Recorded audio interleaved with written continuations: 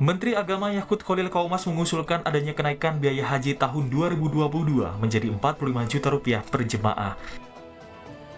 Kenaikan biaya haji pada musim haji tahun 2022 di tengah pandemi ini diperuntukkan dengan kebutuhan diantaranya biaya penerbangan, biaya hidup, sebagian biaya Mekah dan Madinah, biaya visa, dan biaya PCR di Arab Saudi.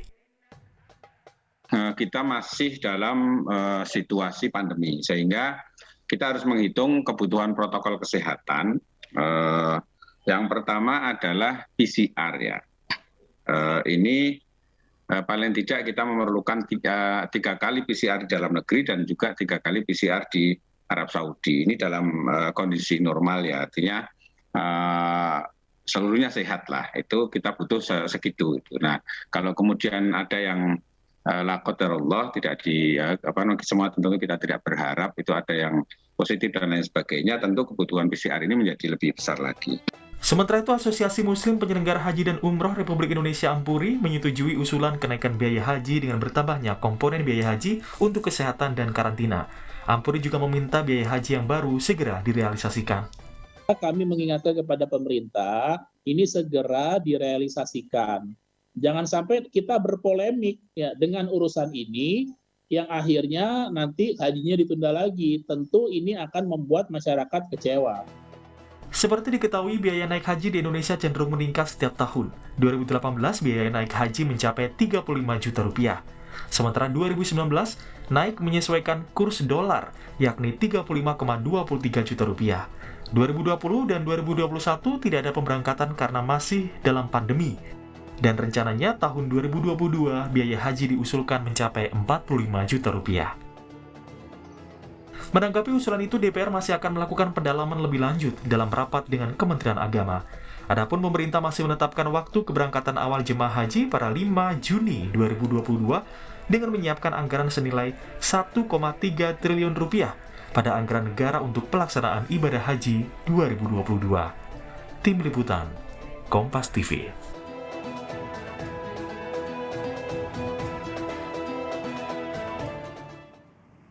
Saudara, pembahasan terkait dengan rencana kenaikan dana haji ini kembali beredar di masyarakat, kemudian juga seiring kebutuhan biaya kesehatan di tengah pandemi COVID-19 tentunya biaya haji tahun 2022 diusulkan naik menjadi 45 juta rupiah. Biaya sebesar itu diperlukan untuk penanganan kesehatan setiap jemaah haji yang berangkat. Haruskah biaya haji naik lagi dan apa besaran biaya itu cukup terjangkau? Pagi ini kita akan membahasnya langsung dengan sejumlah narasumber secara daring. Di antaranya ada Jaja Jailani, Direktur Pengelolaan Dana Haji dan Sistem Informasi Haji Terpadu, Ditjen Haji dan Umroh Kementerian Agama Republik Indonesia. Pak Jaja, Assalamualaikum, selamat pagi. Assalamualaikum warahmatullahi wabarakatuh. Selamat pagi. Selamat pagi. Kemudian kita juga terhubung dengan Ketua Komnas Haji dan Umroh, ada Pak Mustoli Siroj. Pak Mustoli, pagi. Pagi, Assalamualaikum warahmatullahi wabarakatuh. Waalaikumsalam warahmatullahi wabarakatuh. Dan ada juga Bang Yandri Susanto, Ketua Komisi 8 DPR RI. Bang Yandri, pagi. Pagi, Assalamualaikum warahmatullahi wabarakatuh. Waalaikumsalam, selamat pagi. Terima kasih Bapak-Bapak sudah mau meluangkan waktu pagi hari ini untuk membahas terkait dengan rencana kenaikan dana haji 45 juta. Ini saya langsung ke Pak Jaja. Pak Jaja, biaya tersebut bagaimana menjelaskan dari Kementerian Agama ini sudah relevan kok dan pas ini dengan komponen sehingga sudah juga dirapatkan begitu dengan DPR? Terima kasih. Di mana di dalam penyelenggaraan ibadah haji setiap tahunnya, tentunya kita mengacu pada perundang-undangan. Di mana dalam Undang-Undang Nomor 34 Tahun 2014 dan PP Nomor 5 Tahun 2018 bahwa kewajiban pemerintah pada masa normal setelah 30 hari setelah 30 hari selesai penyelenggaraan ibadah haji membuat laporan.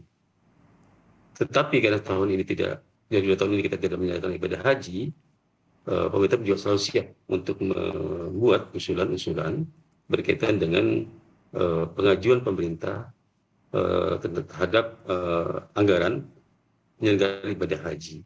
Dan tahun 2022 ini ada beberapa poin, Pak, yang kenaikan. Yang pertama adalah berkaitan dengan prokes, dan ini adalah merupakan kenaikan yang terbesar dibanding yang lain. Ini kan tahun 2020 atau 2020 tidak ada, tetapi tahun ini ada biaya protokol kesehatan. Yang kedua, tentu juga ada kenaikan tentang pajak ya. Pajak di Saudi tahun 2019 itu 5%. Sekarang naik menjadi 15%. Nah, kenaikan-kenaikan ini adalah merupakan otoritas Saudi.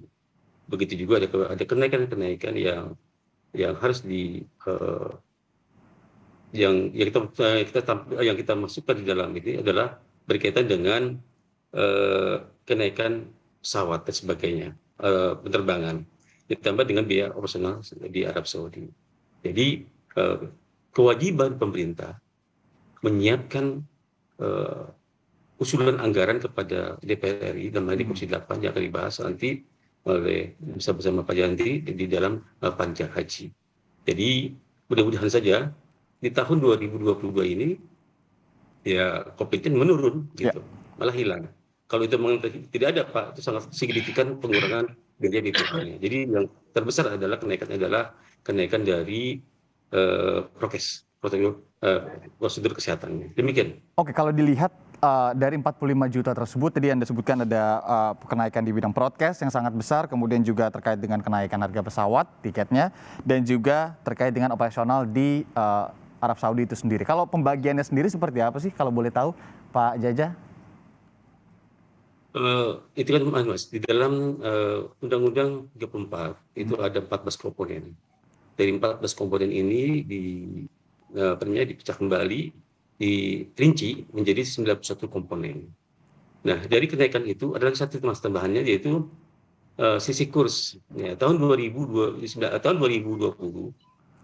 13.750. Kurs yang sekarang adalah 14.450. Nah, ditambah lagi ada yaitu Visa dan Smart Card. Tahun 2019 itu atau 2020 hanya 300 SAR. Sementara sekarang menjadi 403 SAR.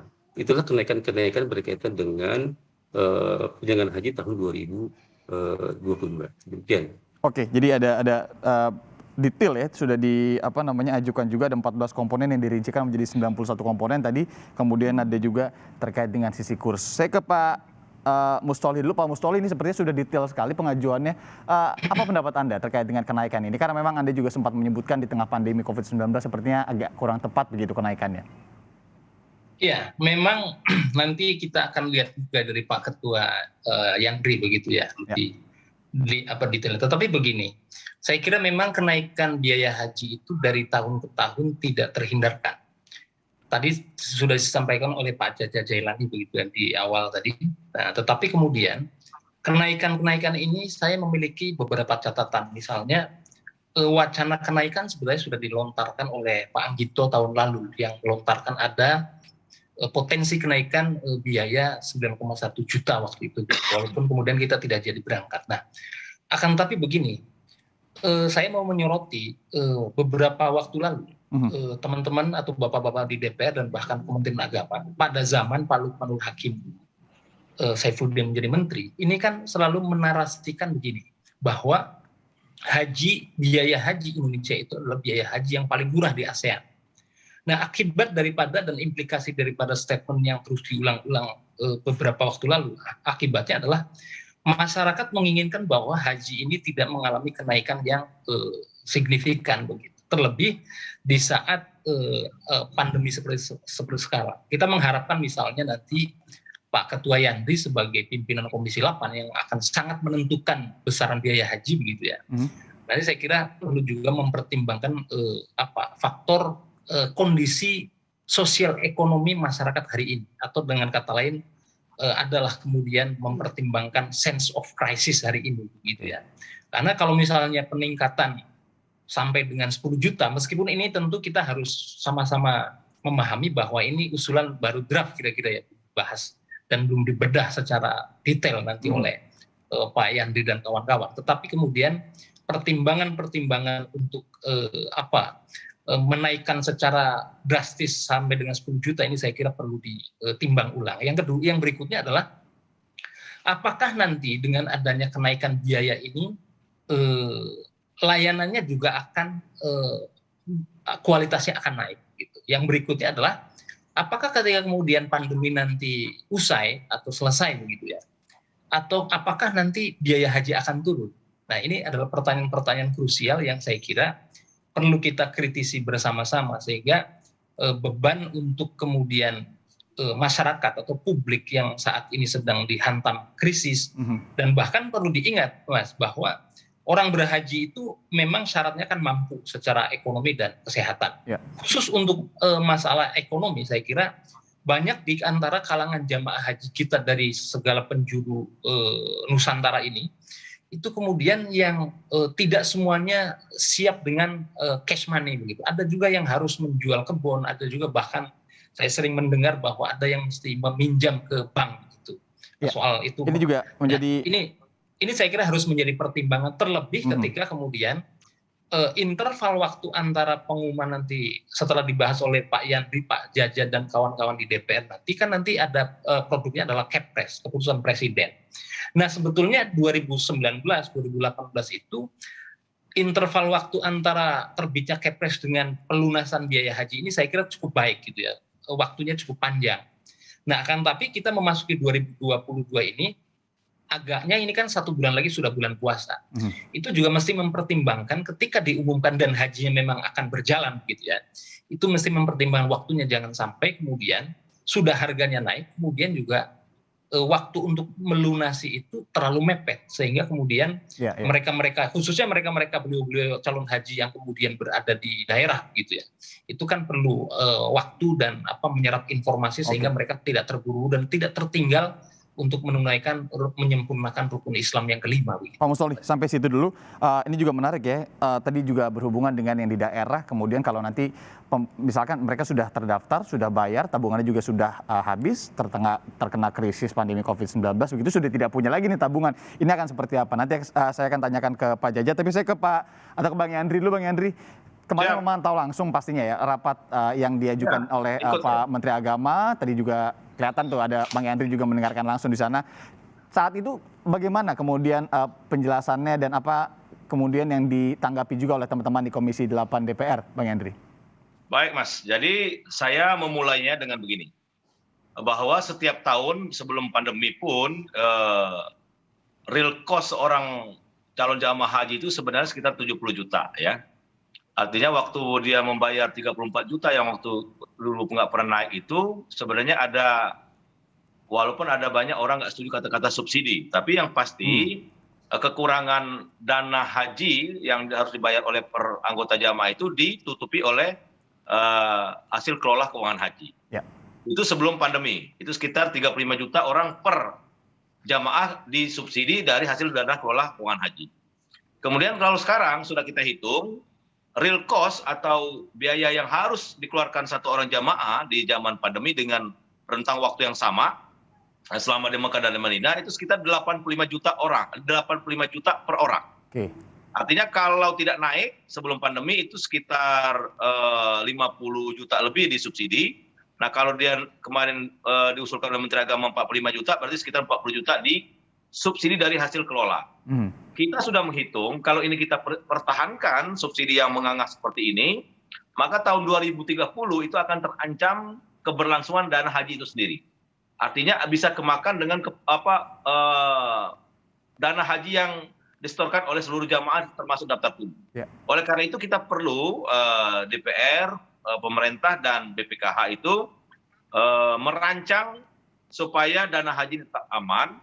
Kemudian keberlangsungan pemberangkatan jamaah haji sudah tidak terganggu dan ada rasa keadilan. Rasa keadilan saya maksud di sini adalah hasil kelola keuangan haji itu untungnya itu bukan hanya dinikmati oleh calon jamaah haji yang berangkat, tapi harus juga di-share atau dibagi ke calon jamaah haji yang daftar tunggu.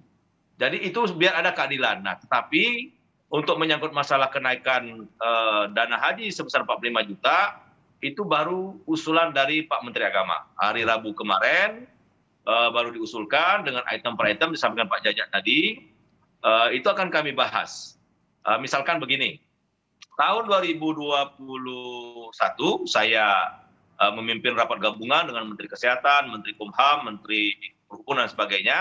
Di situ kita memang berdebat apakah prokes itu misalkan hand sanitizer, masker, PCR itu dibebankan ke jamaah enggak. Waktu itu kita sepakati itu dibiayai oleh Kementerian Kesehatan dalam artian ini APBN. Oke. Ya.